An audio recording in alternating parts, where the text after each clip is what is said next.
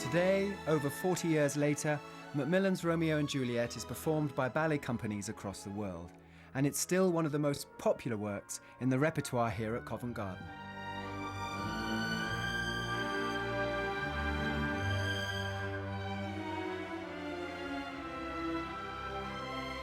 I hardly spoke any English when I first did Juliet, and I really needed to understand deeply who she was.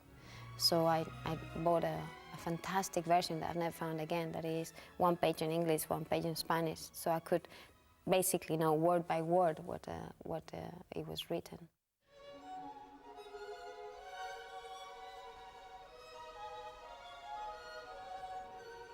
These two kids, when they meet, speak a sonnet to each other.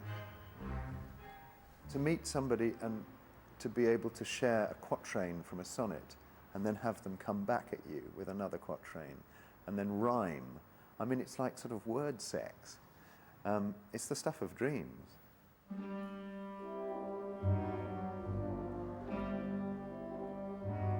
The beginning of the balcony panorama, when he just first arrived and it's completely still and you just don't move, and I can always hear the words of Shakespeare, I've never seen beauty until this night, you know, and it's this first time that you know he's there for you, and you know you could run away, you could go back, but this love just keeps you still.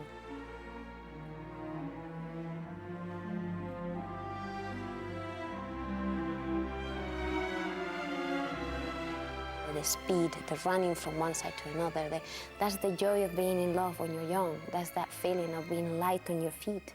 That is of not touching the floor, of never needing to eat or sleep ever again. All of that he put into the steps.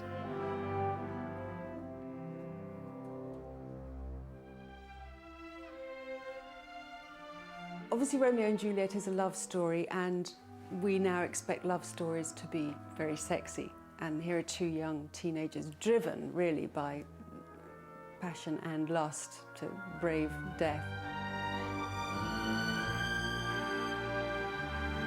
We see them kind of born on a tide of desire without actually any overt sexual language. At the same time, because MacMillan, in a sense, was working between the spaces of the music and the choreography, he gives us little gaps where the lovers have time to show us that they are just caving with desire.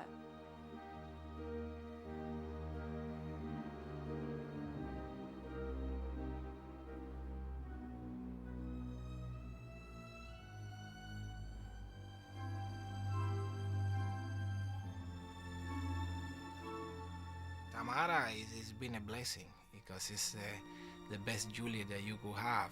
It's just amazing, and we had this chemistry, which I think is true. It's true, you know. I am in love with her on the stage, and I see her, and I see her eyes, and I want to kiss her, and all that. That is very, very difficult. So one make the role real.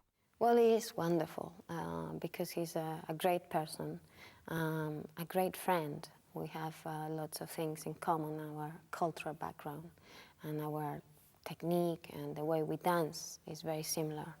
But also he's a very warm person, and you can feel that when you're dancing with him. You can feel the love and the passions and everything, and you can see it in his face very easily. So it's much easier for me to also interact with my partner.